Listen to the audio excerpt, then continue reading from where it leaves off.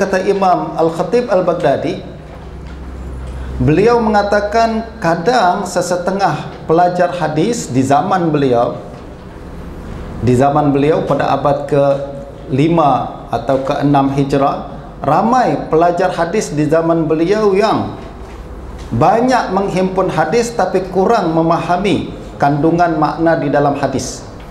Dalam buku dia bertajuk Nasihah Ahlil Hadis, Imam Al-Khatib berkata, wal ya'lam annal iksar min katbil hadis wa riwayatihi la yasiru bihar rajulu faqihan, innama yatafaqqahu bistinbati ma'anihi wa in'amit tafakkuri fih. Ketahuilah, sekedar kita menulis hadis, menyalin hadis, kemudian kita meriwayatkan hadis, tidak membuat seseorang menjadi faqih. Pada zaman dahulu ramai para pelajar-pelajar yang jumpa ke guru-guru hadis, mereka sekedar untuk mendengar periwayatan Sahih Bukhari misalkan. Sahih Bukhari dibacakan, kita hadir, dengar, kemudian dapat ijazah, balik dari dapatkan ijazah, pulang ke rumah kita rasa macam tengok berapa ijazah yang saya sudah dapat, dari syekh ni saya dapat ijazah ni, dari syekh ni dapat ijazah ni. Akhirnya dia kata, tengok aku dah hebat sangatlah, boleh jadi musnidul asr. Kenapa? Sebab riwayat saya banyak, sanad saya banyak. Ya, orang yang boleh jadi musnid belum tentu menjadi faqih.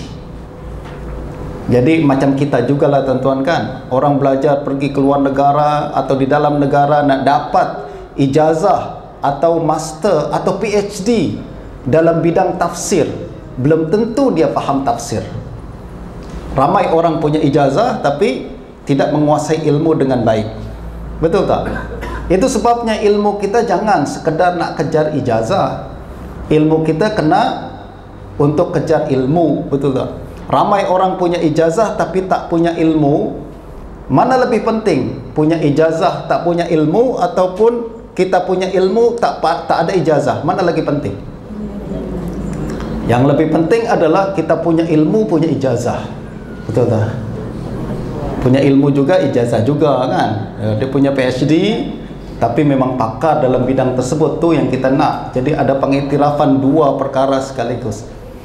Nah, ini yang berlaku di zaman Imam Al-Khatib Al-Baghdadi. Beliau mengatakan ramai orang yang belajar hadis, tujuan dia hanya untuk kumpul riwayat saja.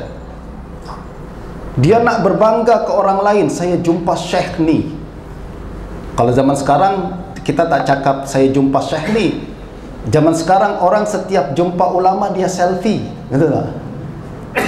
Ambil gambar depan Ustaz Musa, letak dalam Facebook, cakap tengok ni guru saya. Padahal jumpa sekali je. Dia cakap ni guru saya. Apa tujuannya? Tujuannya nak mengangkat diri dia sendiri, betul tak? Mengangkat diri dia sendiri. Nah, ini yang berlaku zaman dahulu, berlaku zaman sekarang, tapi dalam bentuk-bentuk yang berbeza. Justru para ulama ingatkan bahawa belajar kita tu bukan setakat jumpa ulama. Belajar kita tu mesti ambil ilmu. Berapa ramai orang yang jumpa ulama tapi tak punya ilmu sama sekali pun. Dia cuma dapat, saya pernah belajar sama ulama fulan, saya telah pernah mengaji ke masyayikh fulan.